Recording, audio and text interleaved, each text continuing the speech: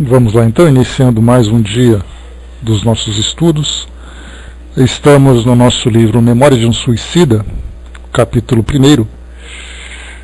Na primeira parte, os réprobos. Esse primeiro capítulo, o Vale dos Suicidas. Esse é o nosso terceiro encontro. Camilo Castelo Branco, então, trazia para nós aqui uma descrição inicialmente, né, da aparência do ambiente onde ele se encontrava, junto com outros espíritos que sofriam as mesmas consequências, né, por serem suicidas. Depois ele trouxe para nós, nesse segundo encontro, as condições morais desses espíritos, né. Ele conta um pouco de quais são exatamente as aflições, né, que os atingem. Então ele, aqui na página número 15, só para a gente retomar o nosso raciocínio, ele fala para nós assim, a esse respeito, né? A tão deploráveis sequências sucediam-se outras não menos dramáticas e recalcitrantes.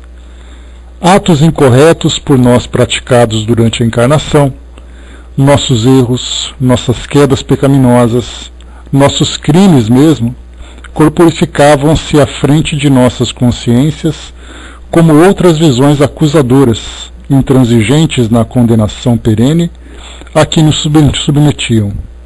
As vítimas do nosso egoísmo reapareciam agora, em reminiscências vergonhosas e contumazes, indo e vindo ao nosso lado em tropelos pertinazes, infundindo em nossa já tão combalida organização espiritual o mais angustioso desequilíbrio nervoso forjado pelo remorso.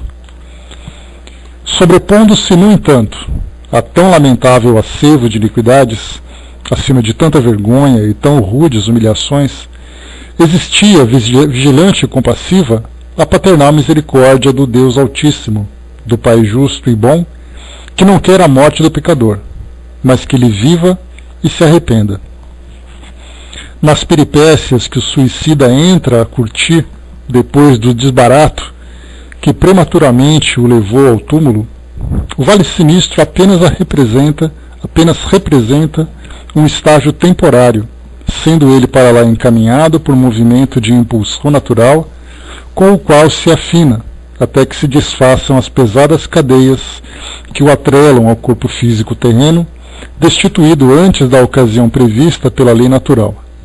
Será preciso que se desagreguem dele as poderosas camadas de fluidos vitais que lhe revestiam a organização física, adaptadas por afinidades especiais da grande mãe natureza à organização astral, ou seja, ao perispírito, as quais nele se aglomeram em reservas suficientes para o compromisso da existência completa, que se arrefeçam, enfim, as mesmas afinidades, labor que na individualidade de um suicida será acompanhado das mais aflitivas dificuldades de morosidade impressionante, para só então obter possibilidade vibratória que lhe faculte alívio e progresso. Aqui uma nota de rodapé, né, para a gente poder retomar. As impressões e sensações penosas oriundas do corpo carnal que acompanham o espírito ainda materializado, chamaremos repercussões magnéticas, em virtude do magnetismo animal existente em todos os seres vivos e suas afinidades com o perispírito. Trata-se de fenômeno idêntico ao que faz a um homem que teve o braço ou perna amputados sentir coceiras na palma da mão, que já não existe com ele, ou na sola do pé igualmente inexistente. Conhecemos em certo hospital um pobre operário que teve ambas as pernas amputadas senti-las tão vivamente consigo, assim como os pés, que esquecido de que já não os possuía, procurou levantar-se, levando porém estrondosa queda e ferindo-se. Tais fenômenos são fáceis de observar.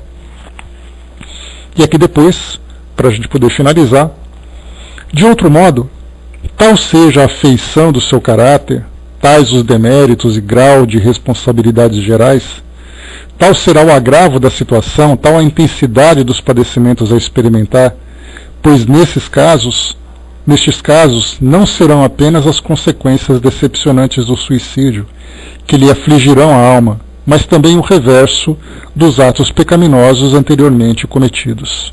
Então, foi nesse ponto que nós paramos.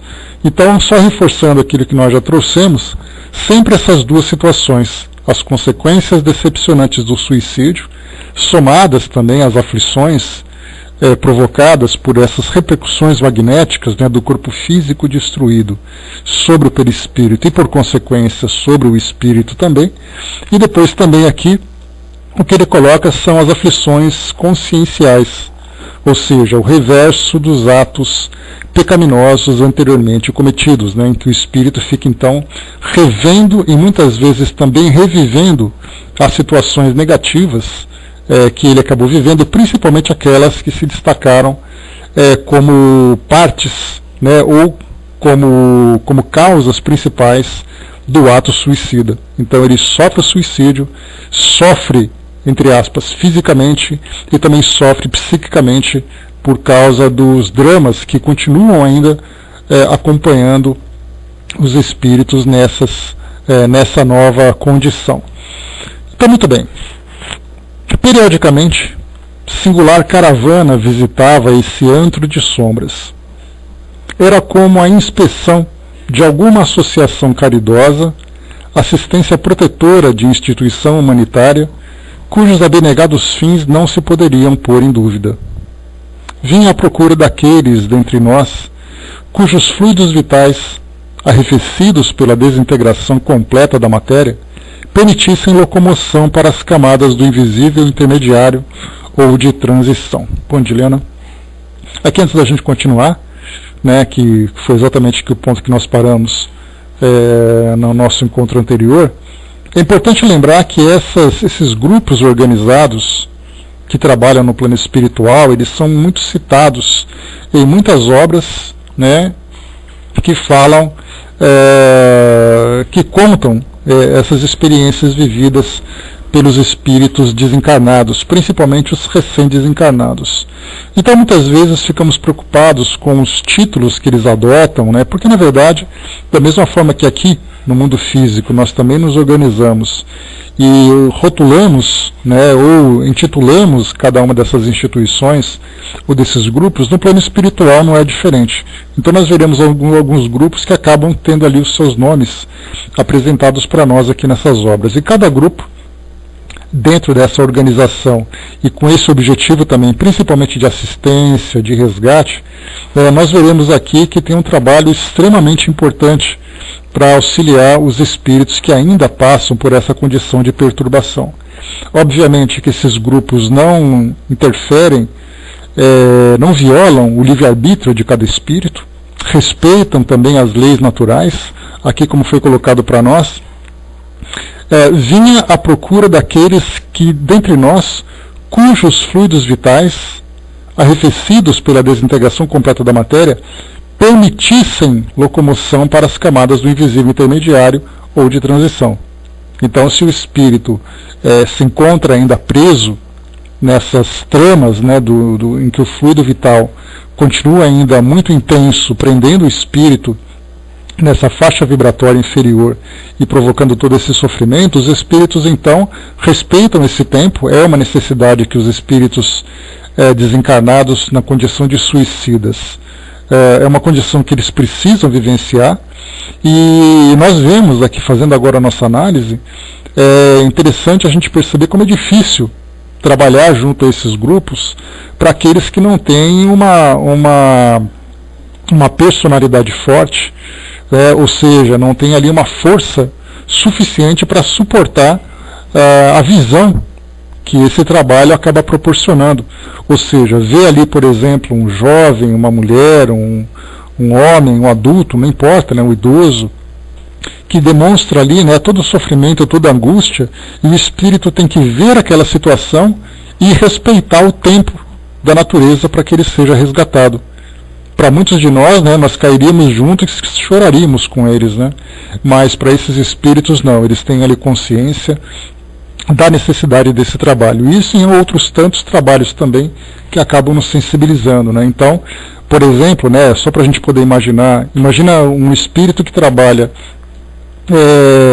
num hospital nosso aqui do mundo físico, né, os espíritos atuam também aqui junto com o nosso mundo material, eles veem ali pessoas que vão desencarnando em situações daquelas mais sensíveis, né, que realmente nos sensibilizam, e o espírito tem que ficar ali firme e forte no seu posto de trabalho, cumprindo ali a sua tarefa, sem se deixar levar pelas emoções. Não é fácil, viu, Andréia? Dá pra gente imaginar assim as situações diversas. Eu mesmo já falei para vocês, né, que uma das grandes vontades que eu tenho no plano espiritual é exatamente conhecer o trabalho desses colaboradores, né, que ajudam na desencarnação daqueles que desencarnam, das pessoas que desencarnam de uma forma violenta, em acidentes, em tragédias e tudo mais, né? Então, a curiosidade de conhecer esse trabalho existe.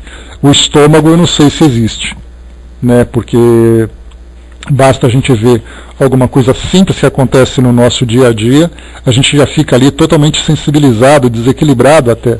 Imaginemos então se o espírito fica ali pronto, esperando aquilo acontecer, participa daquele evento para ajudar no desprendimento, no socorro, no atendimento àquele espírito, e ter que se manter firme e equilibrado. Não é algo fácil, não. É realmente assim uma tarefa que somente os fortes conseguem atuar, né? Mas a gente consegue chegar lá também, né, se Deus quiser. Então vamos lá.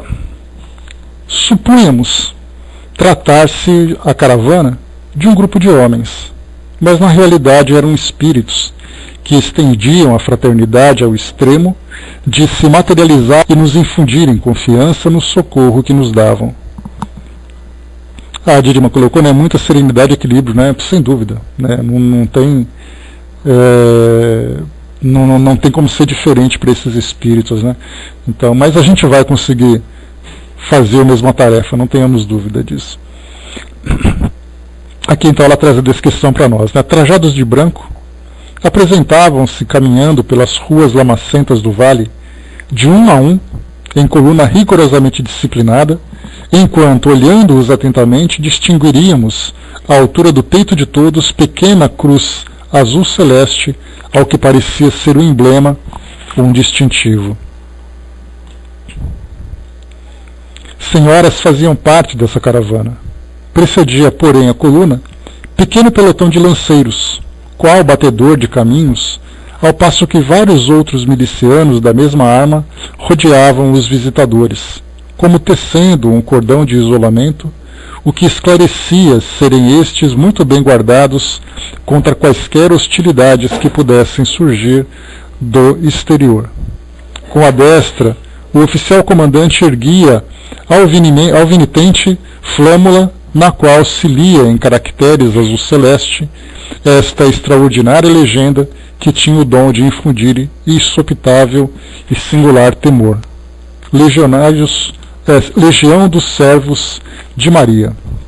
Né, então esse título que foi apresentado para nós aqui desse grupo, Legião dos Servos de Maria, né, nós veremos aqui depois a descrição do grupo, né, que trabalhava junto a esses suicidas, primeiro analisando, né, a estrutura com que eles participavam da tarefa.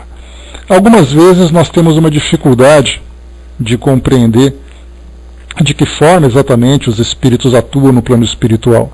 E nós vemos algumas descrições, não apenas nesse caso que nós vimos agora, de espíritos que atuam, né, junto a esses espíritos suicidas, e como nós vimos um pouco mais acima na descrição do Camilo Castelo Branco, ele comentava exatamente que o tipo de relacionamento que existia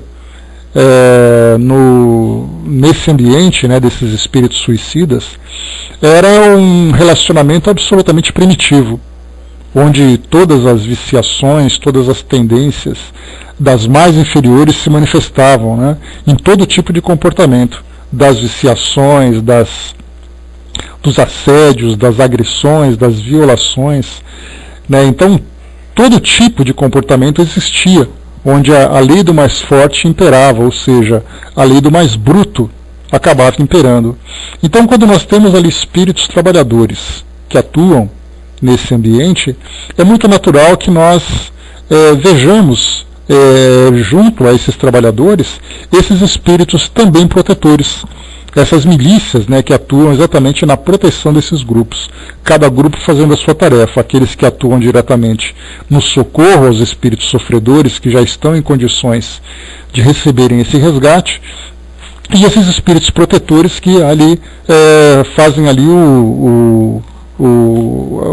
a proteção de todos esses espíritos, né, que estão ali trabalhando e sendo assistidos também, o que é muito natural, porque se você tem, né, como a gente vê no nosso mundo de hoje,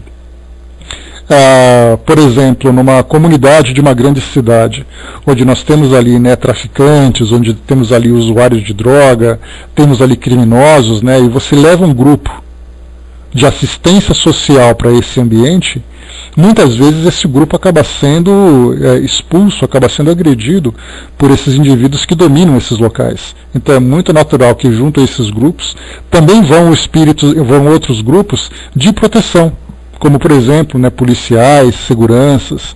Então a mesma coisa acontece também no plano espiritual, mas como nós temos essa ideia de que o plano espiritual é um grande espaço onde os espíritos vivem, né, e quando tem essa descrição para nós, isso acaba entrando em choque com aquilo que nós inicialmente acreditávamos.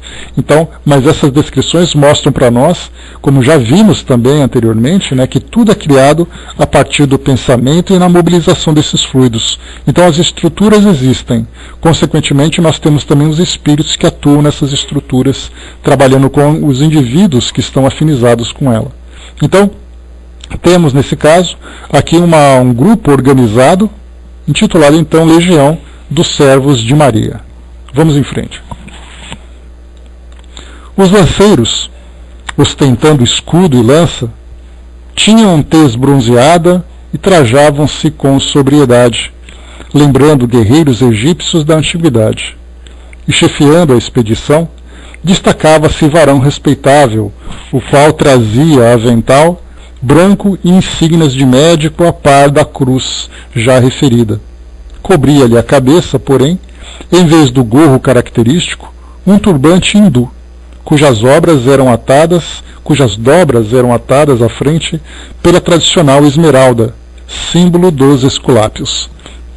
Aqui, antes da gente continuar, lembremos, né, bom dia, fraterna, lembremos que nos livros anteriores de Dona Ivone, como por exemplo, né, o Dramas da Obsessão que nós estudamos anteriormente, ela comentava, contando a história de Leonel e os judeus, que para trabalhar junto a esses espíritos obsessores que são extremamente agressivos, tínhamos ali aquelas milícias de indígenas aqui do Brasil, cuja história estava ligada ao passado, né, com tribos árabes, né, então eles vinham de lá, reencarnaram junto aos indígenas como parte de um processo evolutivo que eles tinham que vivenciar num ambiente mais hostil, e depois serviam então no plano espiritual, agora nessa condição, exercendo ali um trabalho, digamos assim, um trabalho braçal, de proteção a esses grupos, né, utilizando forças magnéticas poderosas contra esses espíritos obsessores. Então, a gente vai somando então cada uma dessas descrições que vão chegando, né, embasando principalmente nas credenciais dos médiums que relatam para nós esses eventos, né, e nós vamos formando então um panorama do plano espiritual, percebendo que inicialmente aquilo que parecia ser uma fantasia acaba se transformando assim numa realidade. Então a nossa imaginação, as nossas ideias, têm assim uma certa dificuldade de criar exatamente um cenário real. Mas dá para a gente ter assim uma ideia superficial daquilo que existe no plano espiritual em termos de estruturas, em termos também de organização. Então, diante das dificuldades que nós encontramos para poder interpretar isso tudo, vamos ao estudo, procurando ali novas referências, novas informações para formarmos essa imagem, esse panorama de um modo mais completo. Depois continua. Entravam aqui e ali, pelo interior das cavernas habitadas, examinando seus ocupantes. Curvavam-se, cheios de piedade, junto das sarjetas, levando aqui e acolá algum desgraçado tombado sob o excesso de sofrimento. Retiravam os que apresentassem condições de poderem ser socorridos e colocavam-nos em macas conduzidas por varões que se diriam serviçais ou aprendizes, né? Então temos aqui essa organização, uma hierarquia, daqueles que são os coordenadores, daqueles que são os atendentes, daqueles que são serviçais, daqueles que são seguranças. Então, um trabalho belíssimo que vai se apresentando para nós aqui. Voz grave e dominante, de alguém invisível que falasse pairando no ar, guiava-os no caridoso afã, esclarecendo detalhes ou desfazendo confusões momentaneamente suscitadas. A mesma voz fazia a chamada dos prisioneiros a serem socorridos, proferindo seus nomes próprios, o que fazia que se apresentassem sem a necessidade de serem procurados, aqueles que se encontrassem em melhores condições, facilitando destarte o serviço dos caravaneiros. Hoje, posso dizer que todas essas vozes amigas e protetoras eram transmitidas através de ondas delicadas e sensíveis do éter, com o sublime concurso de aparelhamentos magnéticos mantido para fins humanitários em determinados pontos do invisível, isto é, justamente na localidade que nos receberia ao sairmos do vale.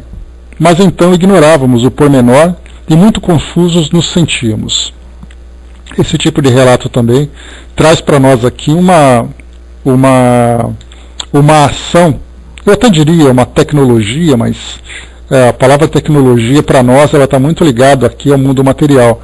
Mas a gente pode dizer assim, um recurso, né, que é feito, que é utilizado através da força do pensamento, da força magnética também, de outros recursos de que ele dispõe, para poder transmitir essas informações, projetar essas imagens, enfim, tudo aquilo que para nós acaba sendo uma surpresa, né, algo relacionado com alguma ficção científica, mas certamente o plano espiritual para nós ainda é desconhecido, porque o que nós entendemos ainda na atualidade, né, pelas poucas informações que nós temos, não das informações que foram fornecidas, mas da nossa capacidade de absorver todas essas informações, nós vamos então criando uma imagem de que o plano espiritual é apenas fumaça, é apenas luz, é apenas vazio, é apenas energia.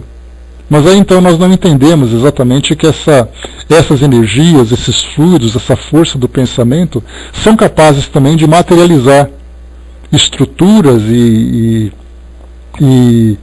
vamos dizer assim, equipamentos que atuam nesse ambiente, muito diferente do nosso. Então ainda temos uma dificuldade muito grande de entender exatamente como tudo isso funciona. Mas não é o propósito dos espíritos trazer para nós detalhes, até porque não adiantaria. Porque não existe aqui no nosso mundo material nenhum paralelo que possa fazer uma comparação com aquilo que eles descrevem no plano espiritual. Então basta nós sabermos que existe esse recurso, existe essa tecnologia, existem esses trabalhos, que apenas para que a gente possa entender que nesse ambiente não é tão vazio, né, que esse ambiente não é tão vazio como nós imaginamos. Então, aqui como foi colocado para nós, ignoravam, né, de que forma que isso acontecia. E o que nós observamos também, quando nós fazemos um paralelo de uma descrição como essa com aquilo que Kardec apresentou nos seus livros, a gente vê que Kardec tinha preocupação, nós já falamos sobre isso várias vezes, a preocupação dele era apresentar para nós uma ideia completamente nova sobre a realidade dos espíritos ao chegarem no mundo espiritual. Diferentemente daquilo que era padronizado, daquilo que era oficial naquela época, né, dos relatos bíblicos, dos dogmas, né, que eram apresentados pela Igreja Católica, pelas igrejas católicas, assim como também pelas igrejas protestantes. Então Kardec, quando apresentou essa nova informação, essa nova dinâmica, ele trouxe para nós algo completamente novo. Então não adiantava falar de estruturas, não adiantava falar de tecnologia, porque a ideia inicial dele era exatamente mostrar que os espíritos viviam uma realidade diferente. Depois de lá para cá, nós começamos então a trazer novos detalhes, novas informações, onde os espíritos viviam, como eram suas existências, quais os recursos que estavam à disposição dos espíritos, desses trabalhadores. Então tudo isso foi se somando. Então podemos perceber que gradualmente isso foi sendo apresentado. Se por acaso nos nossos estudos nós ficamos então presos apenas às informações trazidas por Kardec, nós não temos então, nós não teríamos, se tivéssemos presos, a oportunidade de avançar nessa nova visão. E é aí que nós encontramos então essa grande resistência na aceitação dessas novas ideias. Se aquilo não foi apresentado naquela época, que foi um passo inicial para trazer essas informações, a gente lembra, por exemplo, que os próprios trabalhos que foram realizados por outros grandes missionários, né, do decorrer da história, o próprio Kardec, né, em existências anteriores também, fazia um trabalho que não apresentava as informações porque não era o momento certo, não era o pensamento certo naquele determinado momento, então seria simplesmente algo desperdiçado. Agora, a partir do momento em que as ideias são apresentadas, essa base é construída, novas informações vão se complementando então. Por isso que nós vemos que a partir do século XX, principalmente, né, a partir daquela década de 1940, 1950, né, quando nós tivemos ali a chegada de Nosso Lar, e depois outros livros que foram se apresentando, nós começamos então a ver essas informações mais detalhadas. Então é com esse pensamento que nós temos que avançar nos nossos estudos. Perceber que de época em época nós vamos avançando em novas informações. Primeiro trazendo as condições morais, depois vendo aqui umas novas estruturas. Então por maior que seja a negativa daqueles que não aceitam essas informações, nós temos que considerar a quantidade de informações relativas a esses tipos de estruturas, a esse tipo de trabalho. E não simplesmente descartá-las. Porque do contrário, mais uma vez nós ficaremos presos numa informação que foi uma informação inicial, e por mais que nós nos aprofundemos nessas informações iniciais, nós não avançaremos naquelas novas informações que chegaram.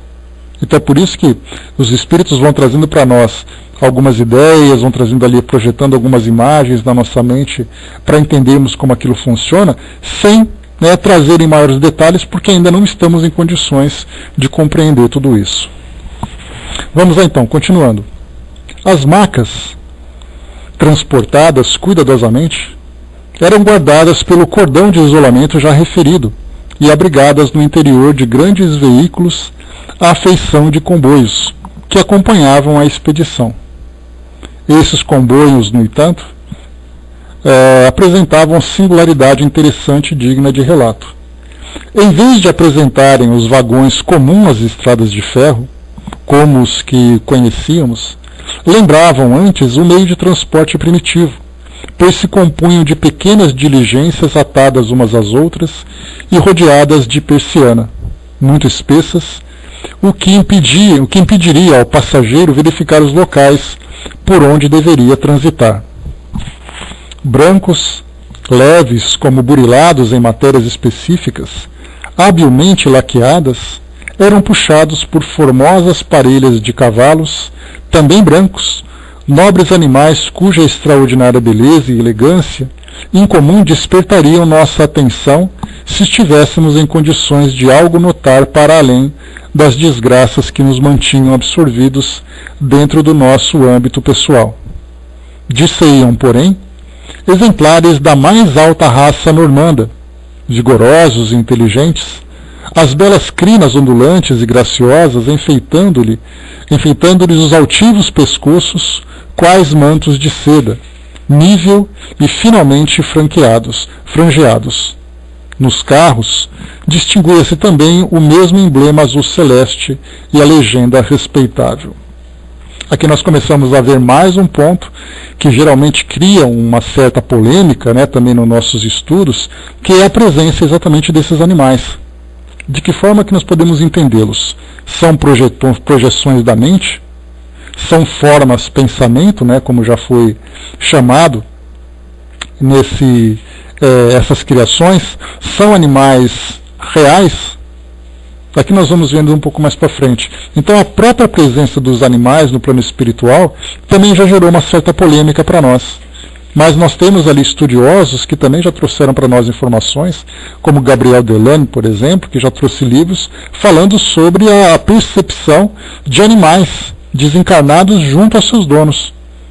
E Gabriel Delane, um nome respeitável daquela época, ali pós-Kardec, no final do século XIX, começo do século XX, que falava exatamente, né, um animal foi percebido, um animal foi visto e tudo mais. Então não é algo tão surpreendente assim.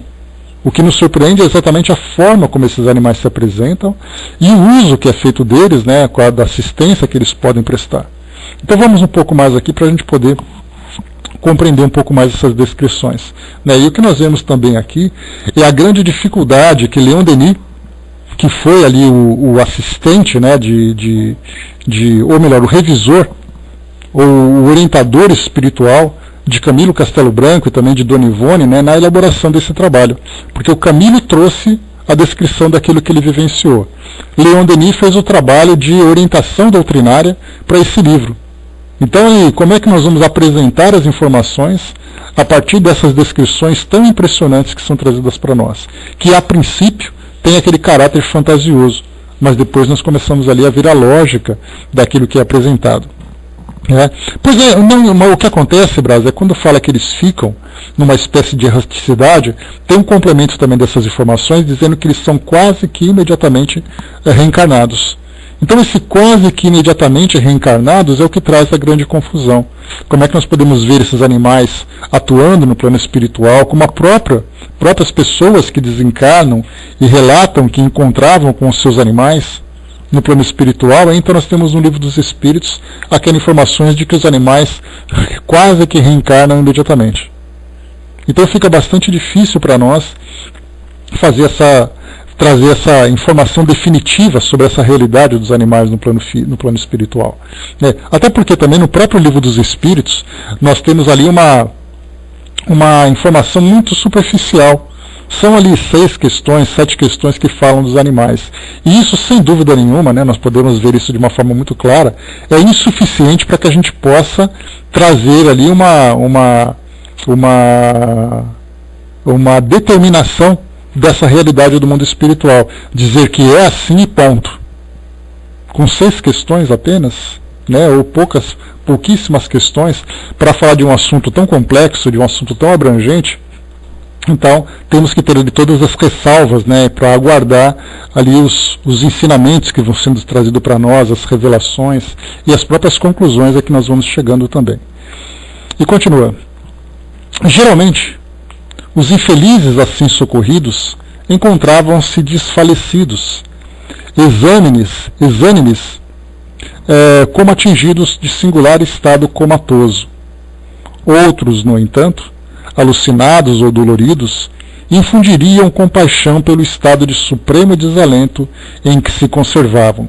É aqui muito natural ver essas condições desses espíritos que, após o ato do suicídio, também de toda a perturbação e toda a degradação, né, de que eles vivenciaram, né, com relação à estrutura perispiritual, e aí então serem assistidos nessa condição tão precária, né, tão debilitada. Então ali são em estado quase que comatoso, né, singular ao estado comatoso, ou alucinados, ou doloridos, né, deformados até. Então, como eu falei para vocês, assim, a gente pode ver o que é a resistência que esses espíritos têm para poder fazer esse tipo de trabalho, né? Deixa eu ver aqui. O Fraterno colocou, né, com relação a esse tema dos animais. Deixa eu voltar um pouquinho aqui. O animal não necessita do tempo de refazimento espiritual, né, que tem o homem, né? A questão não é apenas o refazimento, né? A gente pensa também sobre o que esses espíritos fazem no plano espiritual, né? Quando eu comentei com vocês sobre uma consulta que eu fiz aos espíritos sobre a questão dos animais, eles falaram de grupos dedicados a esses animais, falaram de laboratórios que são ali utilizados, né, para poder preparar esses animais para novas reencarnações, porque a pergunta que eu fiz, ela não estava relacionada, por exemplo, como um animal de estimação, daquele que você tem em casa, todo domesticado, apresenta ali um grau de inteligência, de afinidade. Eu perguntei, por exemplo, sobre um animal selvagem. A gente imagina aqueles bandos, né, que correm pelas savanas africanas. Como acontece a desencarnação desses animais? Eles vivem essencialmente um abatendo o outro. Um leão pegando uma gazela, ali uma hiena, né, devorando ali um gnu. Como acontece um crocodilo pegando ali um antílope? Como acontecem com esses animais? Como se processam no plano espiritual esse trabalho de reencarnação?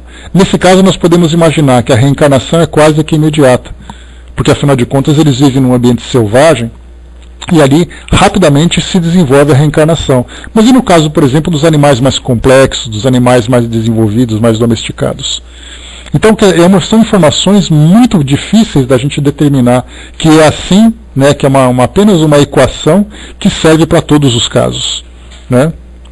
A Ginela lembrou aqui do livro, né, Animais e Espiritismo, Rodrigo Cavalcante de Azambuja, né? Um detalhe, uma coisa que eu percebi também, com relação a esses temas, né, só para a gente poder fechar esse parêntese desse assunto, é que muitos daqueles estudiosos que se apresentam hoje, que trazem para nós vídeos, palestras, escrevem livros e tudo mais, né, escrevem artigos também sobre esse assunto, é muito curioso assim que, na verdade, o que eles fazem é apresentar uma coletânea de citações em obras espíritas.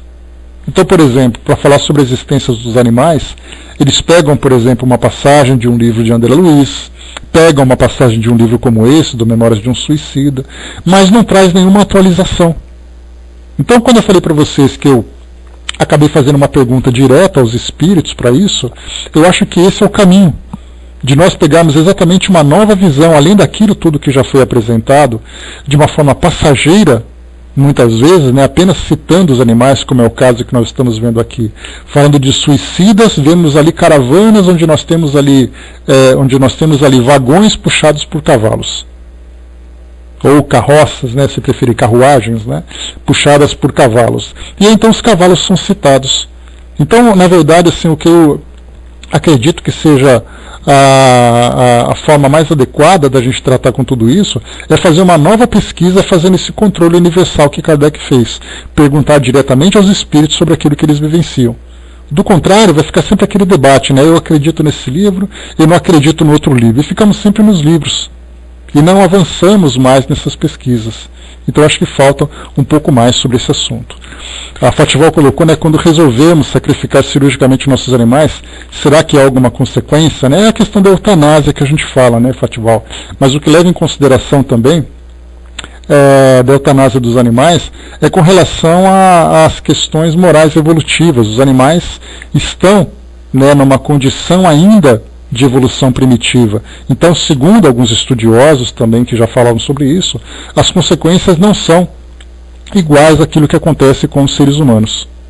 Né? Então tem ali são situações bem diferentes. Para esses espíritos, né, o alívio desse sofrimento acaba trazendo consequências menores do que aquelas que nós temos aqui, do que nós temos como encarnados, né? Luigi colocou para nós, né, esse mundo espiritual narrado seria uma espécie de alucinação do espírito e não uma realidade? Não, pelo contrário, Luigi, o que foi colocado exatamente no livro, inicialmente, mostrava para nós aqui que teríamos uma grande dificuldade de interpretar essa realidade do plano espiritual, porque nós falamos sobre as criações a partir do pensamento e a partir desses fluidos que existem no plano espiritual. Então esses espíritos moldam essa realidade e se aproximam por afinidade. Então tudo que ele traz para nós é uma realidade.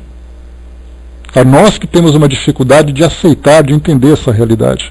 Então, assim como nós temos outras obras também, como André Luiz, que nós vamos estudar exatamente por essa necessidade de vermos essas descrições e não simplesmente recusá-las, fala exatamente sobre isso. Mentes que são muito potentes, tanto inferiores, né, ou a coletividade mental desses espíritos, ou então outras mentes superiores muito poderosas, são capazes de manipular esses fluidos.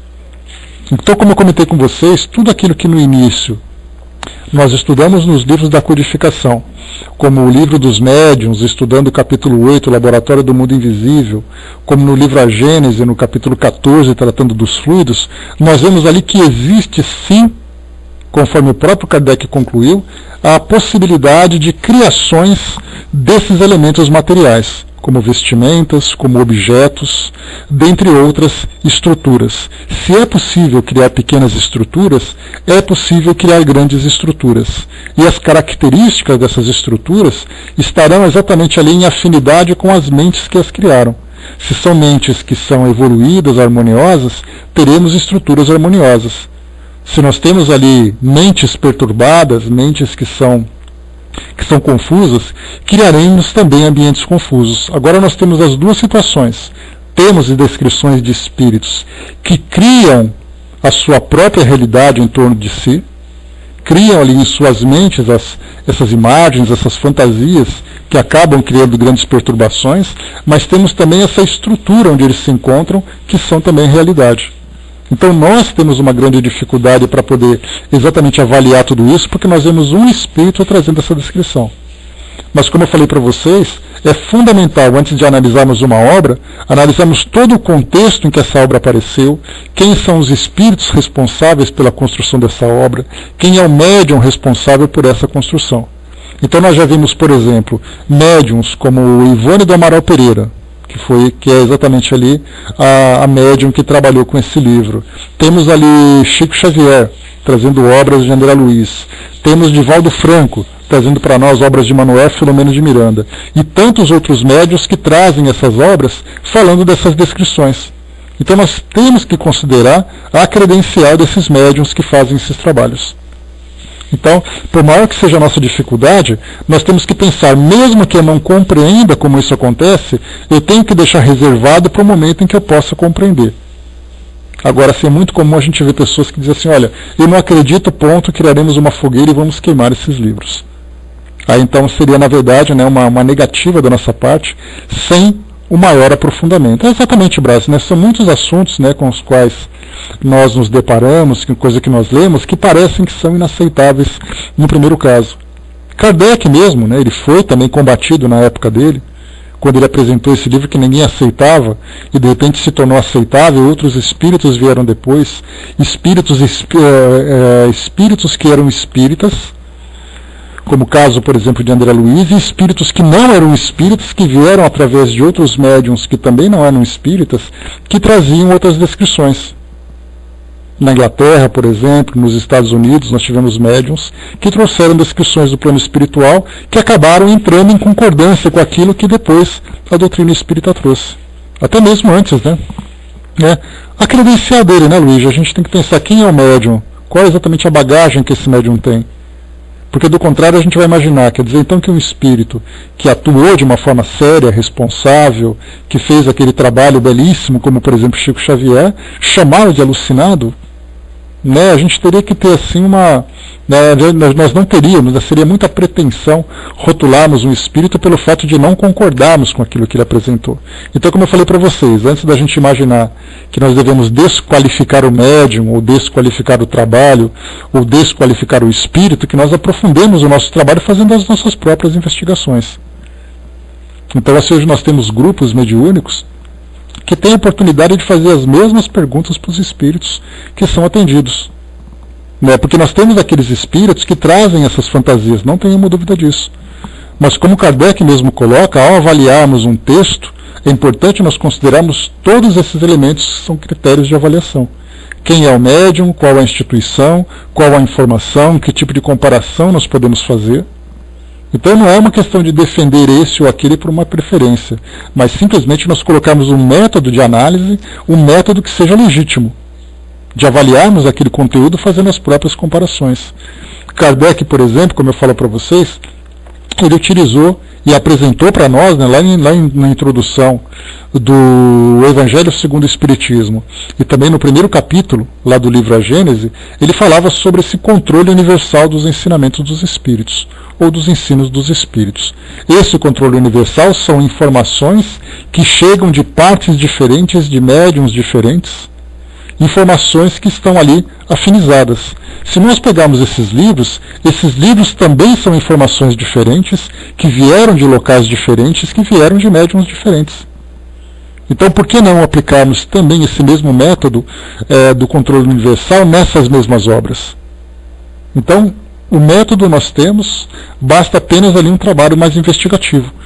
Então, por isso nós temos que ter assim, vamos analisar cuidadosamente tudo aquilo que é apresentado para nós, conhecemos cada um desses detalhes da forma como essa obra foi apresentada, para depois tirarmos ali as nossas conclusões, que é mais importante.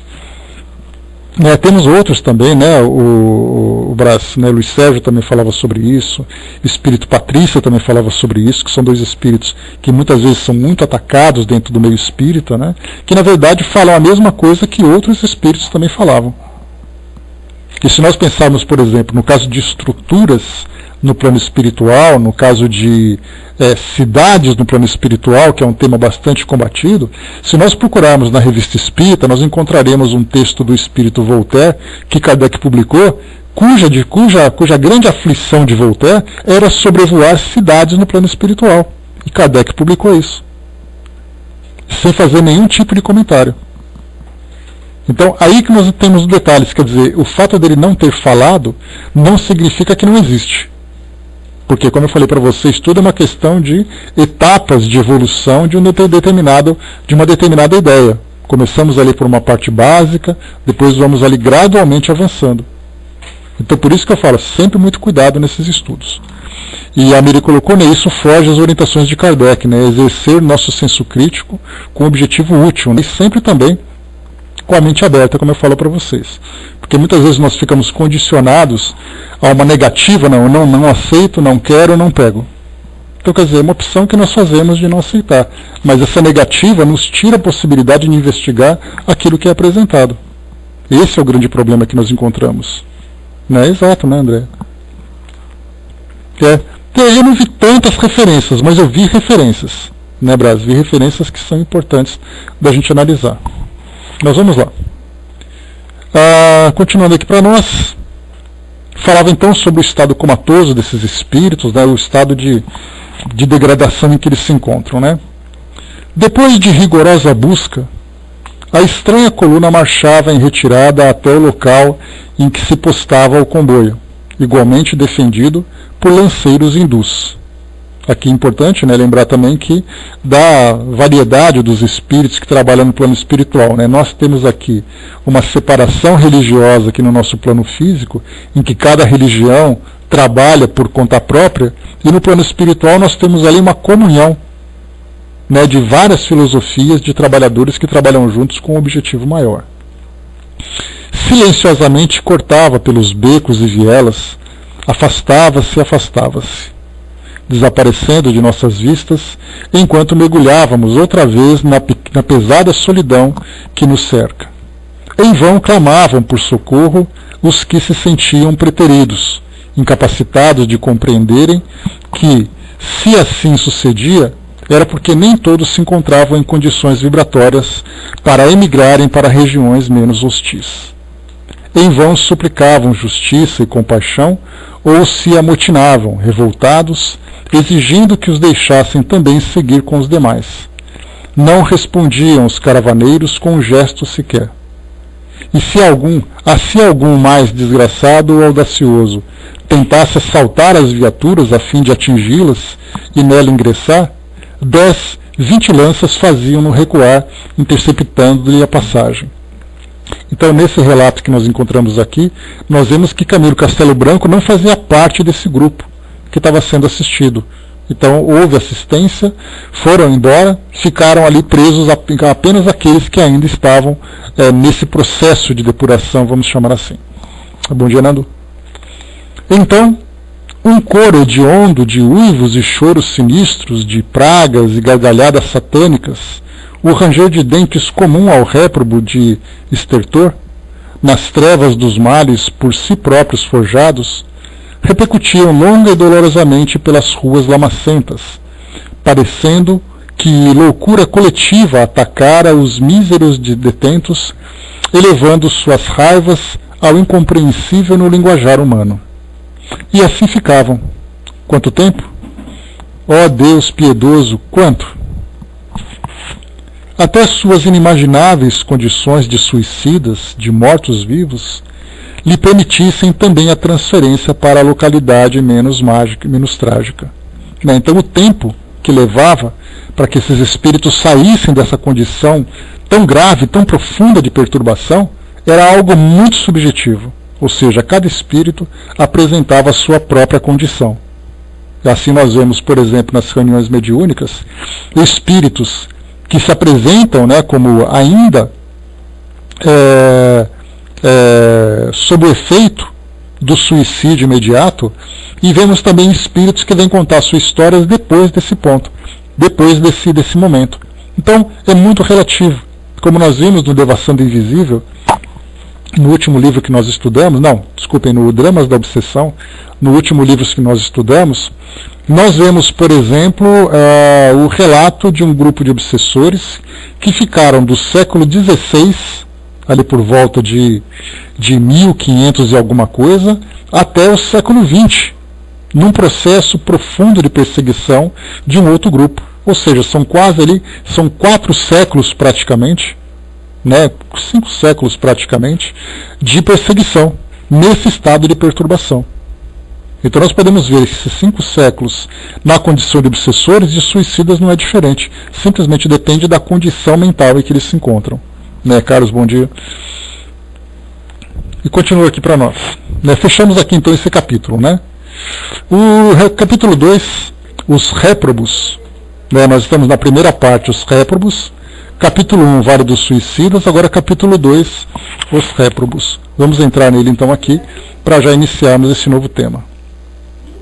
Em geral, aqueles que se arrojaram ao suicídio para sempre esperam livrar-se desses dissabores julgados insuportáveis, de sofrimentos e problemas considerados insolúveis pela tibiez da vontade deseducada, que se acovarda em presença muitas vezes da vergonha do descrédito ou da desonra, dos remorsos deprimentes postos a enxovalhem a consciência, consequências de ações praticadas à revelia das leis do bem e da justiça. Também eu assim pensei, muito apesar da auréola de idealista que minha vaidade acreditava glorificando-me à fronte. Enganei-me, porém, e lutas infinitamente mais vivas e mais ríspidas esperavam-me adentro do túmulo, a fim de me chicotearem a alma de descrente e revel com merecida justiça.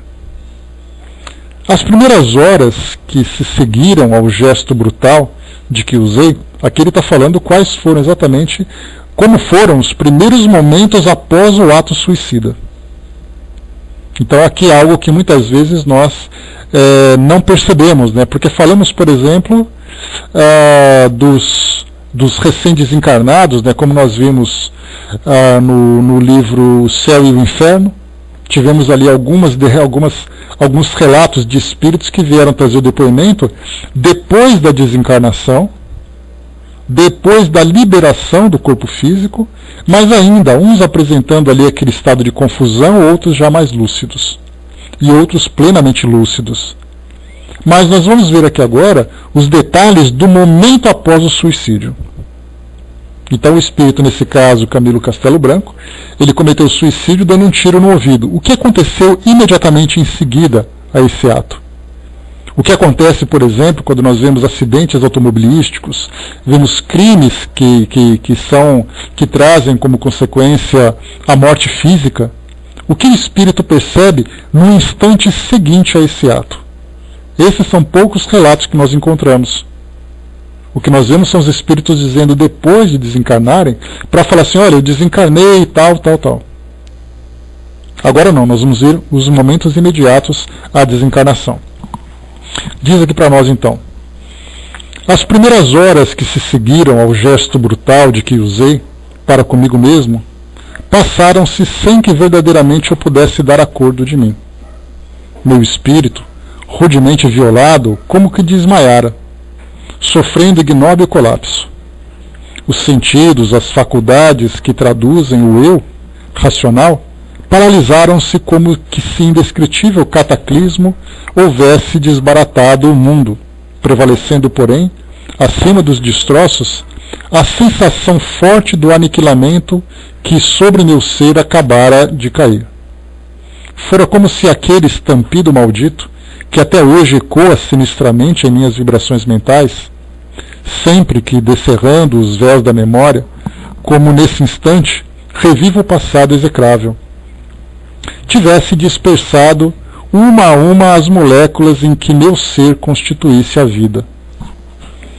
A linguagem humana ainda não precisou inventar vocábulos bastante justos e compreensíveis para definir as impressões absolutamente inconcebíveis que passam a contaminar o eu de um suicida logo às primeiras horas que se seguem ao desastre, as quais sobem e se avolumam, evoluem-se em complexos e se irradicam e cristalizam num crescendo que traduz estado vibratório e mental que o homem não pode compreender, porque está fora da sua possibilidade de criatura, que, mercê de Deus, se conservou aquém dessa normalidade.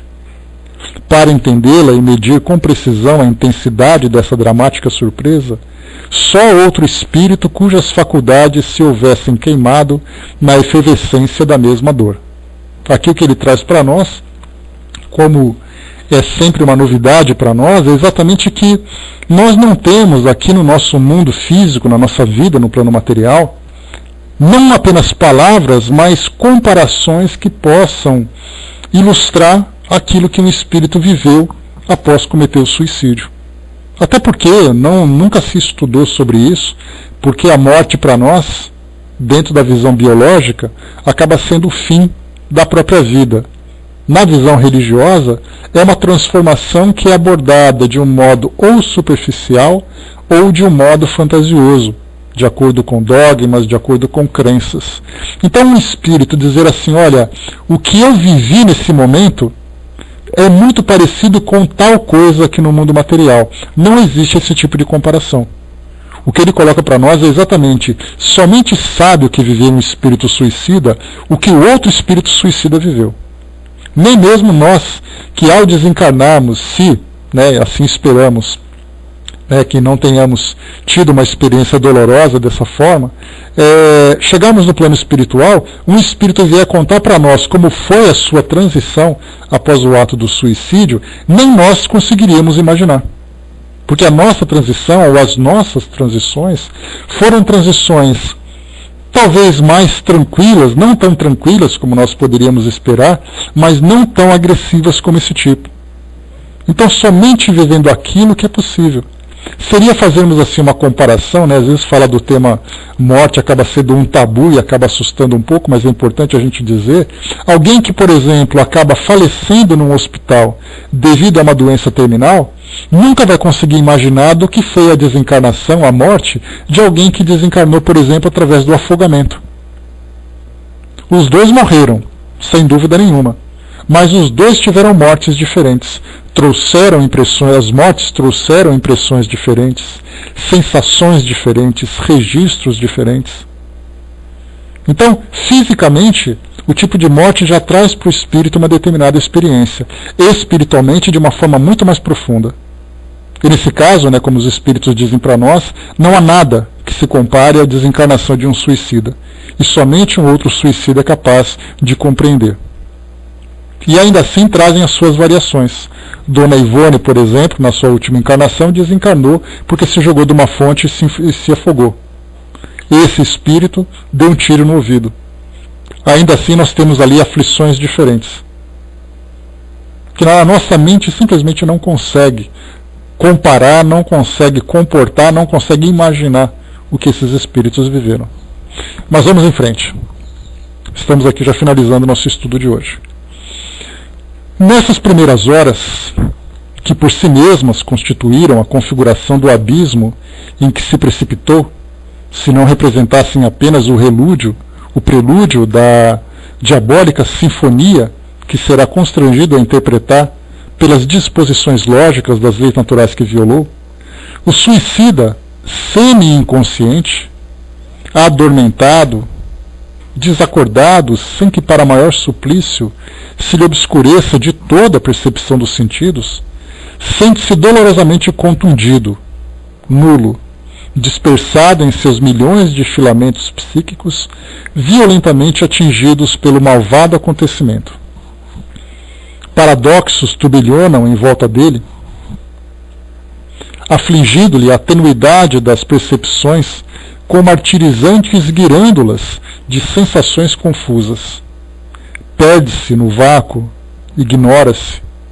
Não obstante, aterra-se, acovarda-se, sente a profundidade apavorante do erro contra o qual colidiu.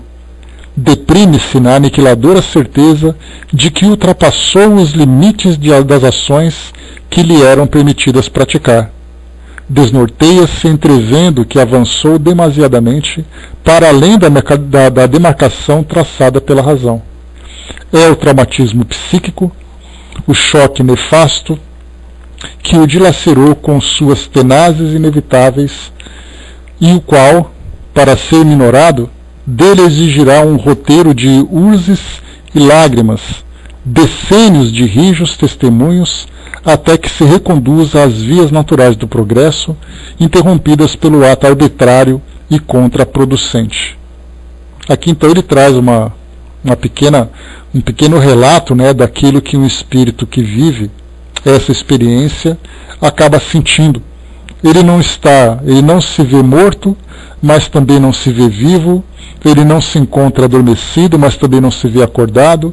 Ao mesmo tempo que ele sente as aflições físicas, né, dessas repercussões magnéticas, da lesão que ele provoca no corpo físico, a falência dos seus órgãos sobre o seu perispírito, ele começa também a ser tomado por um medo do desconhecido, porque aquilo que ele imaginava que acabou, não acabou. Ele começa a sofrer também ali o constrangimento do arrependimento, de ter feito aquilo, querer voltar atrás e já não poder mais. As ideias, as imagens que o levaram a esse ato, né, aquela culpa, aquele medo, aquela angústia que o levou ao suicídio, continua presente, agora muito mais intensa na sua mente. Então dá para a gente ter uma pálida ideia do que esses espíritos então vivenciam. Fatival colocou, né, sinto que também os seres dos quais a vida é arrancada violentamente, mesmo que seja por outro, deve ser bastante confuso. Sim, as descrições que nós temos, Fatival, dos espíritos que desencarnam de uma forma violenta também é confusa, mas é de uma natureza diferente. Porque, como Kardec lembra, lá no primeiro capítulo da segunda parte do Livro dos Espíritos que nós estudamos, quando se fala sobre o passamento, ele comenta que existem ali as mortes naturais, que são aquelas que vão fazendo com que o organismo vá gradualmente perdendo a sua vitalidade, né? Seja pela idade avançada, seja por uma doença que vá minando as energias, né, do corpo físico. Então o espírito simplesmente se desprende do corpo. Esse simplesmente, né, coloca claro ali o elemento apego que o espírito tem, né? Então ele pode se desligar do corpo físico, mas o espírito não aceita. Então ali ele fica naquele estado de confusão. Nós temos ali as desencarnações violentas, mas que são aquelas programadas. Significa então que no momento em que o corpo físico é destruído, mesmo que de uma forma violenta, o perispírito é desligado, porque estava na sua programação ele se libertar do corpo físico. Então ele vai sofrer ali as repercussões magnéticas mais ou menos intensas de acordo com o apego que ele tem ao mundo físico. Se é aquele espírito que não quer desencarnar, que não quer morrer, que quer ficar ali junto com o seu corpo, que tem medo e tudo mais, isso vai provocar nele uma dificuldade maior da sua consciência se desprender dessa realidade material. Se é um espírito que aceita naturalmente essa realidade, então ele tem ali um desligamento mais fácil. Então é uma diferença entre a desencarnação violenta, que é uma desencarnação programada, para um suicídio, porque o suicídio não estava programado. É aí que está a grande questão. O corpo físico está intimamente ligado com o perispírito. Então, na verdade, é como se houvesse ali você rasgasse a ligação de um com o outro. E esse rasgo demora muito mais tempo, né, mais ou menos tempo, de acordo com a carga fluídica que cada espírito tem. Não existe nenhum apoio dos espíritos amigos e companheiros, está totalmente só, né? Então, no caso dos suicidas, eles acabam passando por essa experiência dolorosa, sim. O Luigi colocou, né, aquele que morre violentamente é desamparado pelos espíritos bons. A questão que nós colocamos também, Luigi, é que a forma que o espírito vai desencarnar, mais ou menos tranquila, se vai ter assistência ou não, é tudo uma questão de merecimento. Por exemplo, a gente coloca assim que um indivíduo que desencarna de uma forma violenta, por exemplo, é um traficante de drogas e acaba desencarnando porque levou um tiro.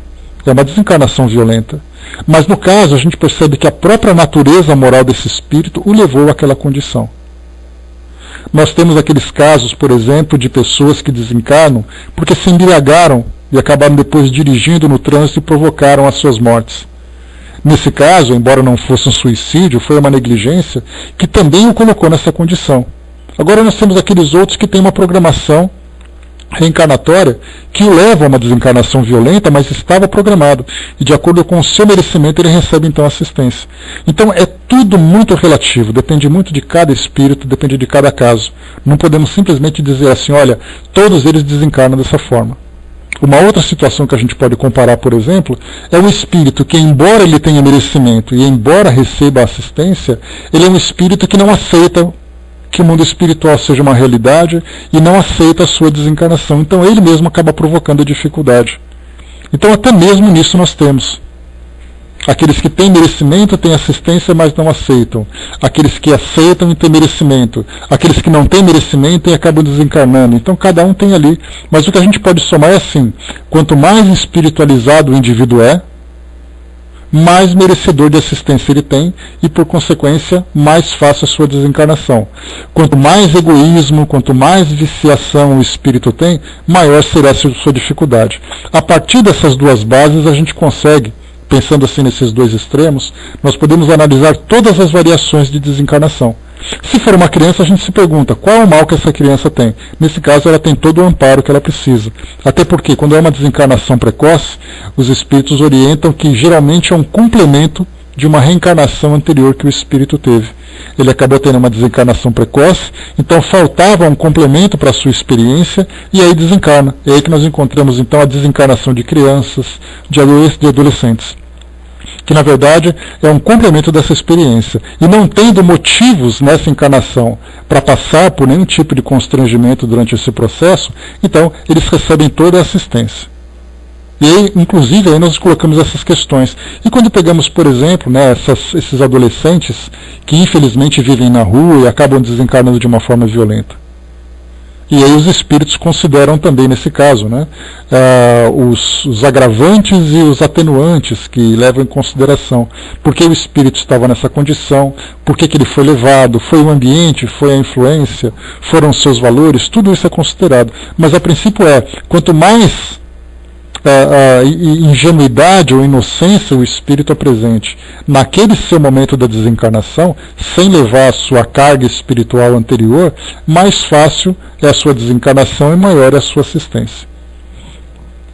Exato, né, fraterno? O que leva em consideração exatamente ali a criança biológica, não a criança espiritual, porque os espíritos ali são espíritos bastante velhos, né?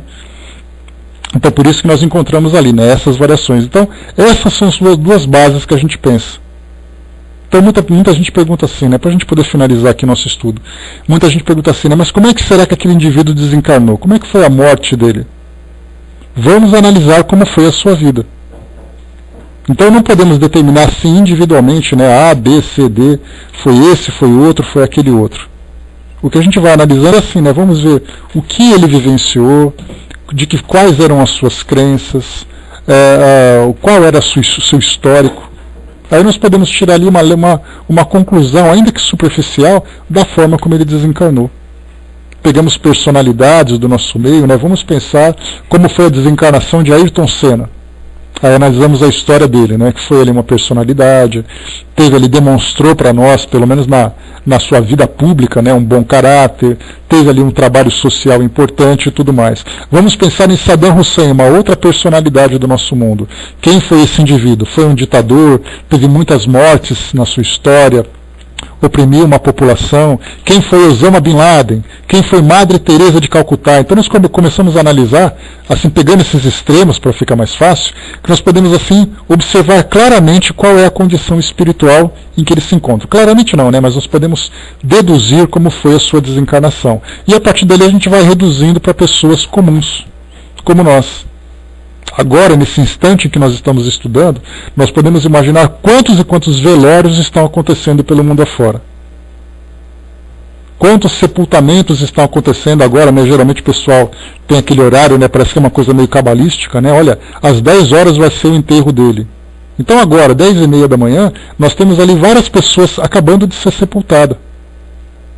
E ali nós podemos imaginar como é o retorno dessas pessoas no plano espiritual. Vamos conhecê-las. E aí nós começamos a somar, olha, a morte violenta pode provocar isso, mas ele era um bom espírito, ele rapidamente vai se recuperar ou não vai, né? O Brás colocou, ao reencarnar, imagino que temos nossas formas perispirísticas reduzidas, né? Reencarnar sim, né? A história é colocada assim, né? As descrições são colocadas assim, né, Brás? A Luíde colocou, né? Pelo tipo de morte podemos saber como foi o tipo de vida? Não necessariamente, porque é o seguinte, só para a gente poder complementar. Nós estudamos na semana passada, no livro O Céu e o Inferno, o depoimento de um espírito que tinha sido marinheiro. Então o barco dele acabou afundando, né, por uma tempestade e tudo mais, e ele tentava, mesmo nesse momento em que as pessoas estavam ali se afogando, ele tentava ajudá-las da melhor forma. Então ele foi visto, depois que ele desencarnou, pela família como sendo uma pessoa generosa, quase um herói.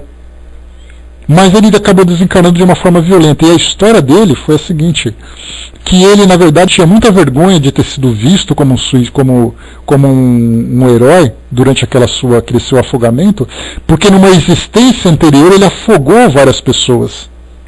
Ele amarrava as pessoas em saco e jogava na água. E então, nessa encarnação atual, ele teve uma vida digna, uma vida equilibrada, uma vida que tinha uma proposta de transformação positiva, que foi realizada, mas a sua encarnação estava ligada à sua existência anterior. Ele desencarnou afogado exatamente porque ele provocou o afogamento de outras pessoas em outra existência. Então não podemos determinar. Se nós pegarmos, por exemplo, José Arigó, que era ali aquele médium durante a década de 70, 1970, 1980, que fazia aquele trabalho com o Dr. Fritz, com o Dr. Fritz, né? Fritz não. Dr. Fritz, né? Fazia aquele trabalho com ele. A desencarnação do Arigó foi um acidente de carro. Aquela catástrofe bateu, amassou, machucou e tudo mais, a gente pensa, poxa vida, mas ele era um espírito tão bom que fazia aquele belo trabalho de ajudar as pessoas. Por que ele desencarnou daquela forma tão violenta? Então, não temos como simplesmente determinar. Agora, o que nós podemos determinar é a forma como o espírito chega no plano espiritual. Isso sim é determinado pela forma de vida que ele teve. Agora, a sua morte, ela vai apresentar, o tipo de morte apresenta para um espírito uma experiência muito específica de acordo com a sua necessidade, né? Sim, a morte, o assassinato do espírito é uma morte violenta, vinculada com situações que vão despertar no espírito alguma coisa que ele precisa aprender. Muitas vezes ele era um espírito violento numa existência anterior e ele precisa da violência agora para poder sentir. Porque essa reciprocidade que a lei de causa e efeito traz, ou seja, aquilo que você provoca é aquilo que você vivencia, positivamente ou negativamente. Né? Então, se o espírito provoca experiências violentas para outras pessoas, a melhor forma dele se desenvolver é ele também sentir a própria violência, ou seja, sentir na pele aquilo que ele provoca. É assim que nós aprendemos de uma forma contundente, de uma forma objetiva, aquilo que nós provocamos de equívocos em existências anteriores, em experiências anteriores, ou até mesmo nas nossas próprias experiências atuais. Seria mais ou menos isso, a lei de causa e efeito, ela é mais ou menos assim, ela te faz aprender, é muito mais assim uma pedagogia, né? Não assim você ser um castigo, mas é a pedagogia, você provocou, você vai aprender o que você provocou. E isso acontece também ao contrário. Se você é um espírito generoso, você vai viver experiências em que você vai receber também a generosidade. Então a lei de causa e efeito não é uma lei punitiva, ela é simplesmente algo que vai mostrar aquilo que nós mesmos criamos, positivamente ou negativamente. Né? A Fraternarolina, que o suicida, infelizmente, vive ali uma situação de desequilíbrio mental, emocional, sem dúvida. Né? Mas são experiências, são provas que o espírito tem que vivenciar. E essas provas, né, sem dúvida nenhuma, das mais difíceis, né, o espírito acaba optando por essa fuga, ele vai ter que compreender exatamente aquilo que ele vivenciou. Lembrando que as causas que o levaram ao suicídio são escolhas que o espírito fez. Então, na verdade, ele não vai sofrer pelo suicídio propriamente dito, porque nós pegamos apenas a ponta do iceberg, né, apenas o fim da história. Ele vai sofrer porque ele cometeu suicídio. Na verdade, ele vai sofrer por todas as escolhas que ele fez anteriormente, para chegar nessa situação extrema em que ele acabou fazendo essa escolha. Então é toda essa história que nós temos que analisar, né? Para finalizarmos aqui, né, aceitar as contas com a justiça divina seria, na verdade, aceitar as contas com a própria consciência, né? O espírito que erra tem que aprender agora a fazer a coisa certa. Então essa justiça divina, na verdade, ela se encontra já inscrita em nossa consciência. Então é ali que nós vamos ver o espírito se reajustando. Pessoal, fechando por aqui o nosso trabalho. Vamos lá então, concluímos aqui rapidamente aqui o primeiro capítulo. Nós fizemos aqui essa primeira parte, página número 19. A gente obviamente vai fazer a leitura aqui dela de novo, foi bem no comecinho, só para a gente poder fazer aqui a recapitulação. Então a gente praticamente começa no capítulo 2, os